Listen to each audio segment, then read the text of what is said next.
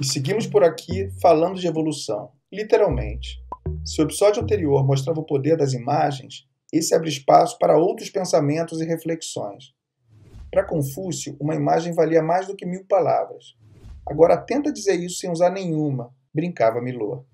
No mês do seu centenário, Paulo Freire dá uma aula, dizendo que a leitura do mundo precede a leitura da palavra.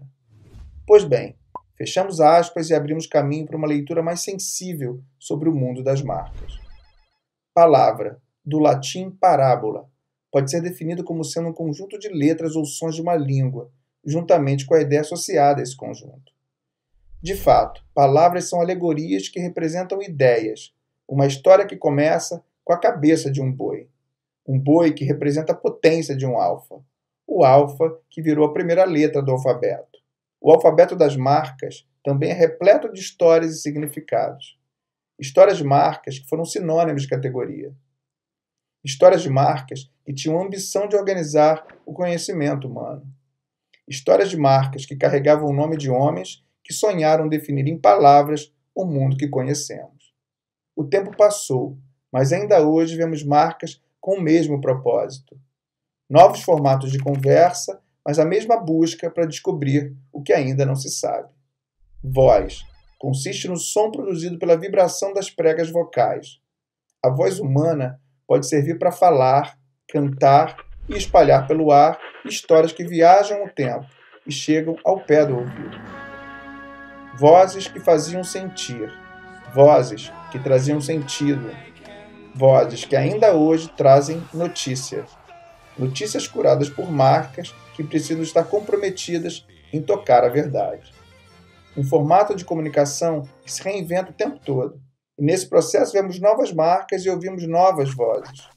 Marcas que falam e tocam de tudo. Um repertório infinito de possibilidades e caminhos que se abrem com a tecnologia.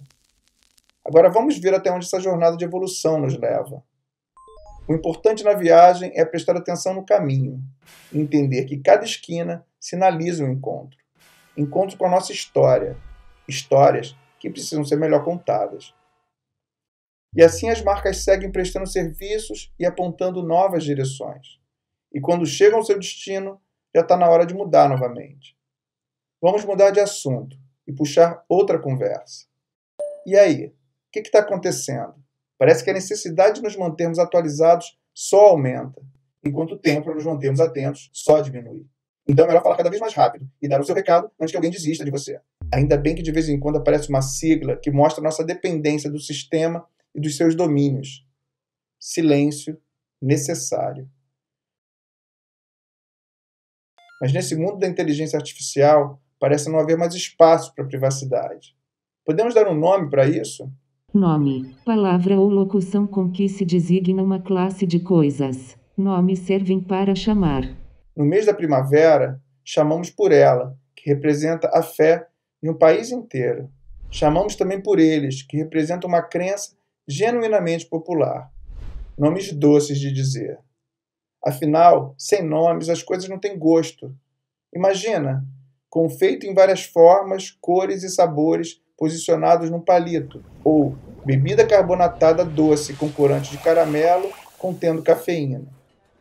Quando um produto ganha nome, ele ganha alma, ganha corpo e muitos significados. O nome poderoso se constrói com o tempo, vira uma assinatura que segue evoluindo infinitamente, ganhando cores, ganhando forma e redefinindo contornos para se manter relevante para o mundo todo. Um nome bom é sonoro, é fácil de falar e de memorizar. Um nome pode ser um apelido. Nomes precisam ter ritmo, precisam ter rima. Devem ser gostosos de dizer e de ouvir. Mas quem disse que existe uma fórmula secreta para fazer isso? A beleza está em justamente deixar o processo acontecer e permitir que a criatividade e a estratégia voem juntas. Definitivamente, liberdade é um conceito fundamental aqui. Alguns nomes carregam mensagens tão fortes que viram sinônimos de categoria. Categorias que viram artigo de luxo por aqui e viram pauta de discussão em pleno 2021. Pois é tempo de decidir o que queremos ver estampado nas capas.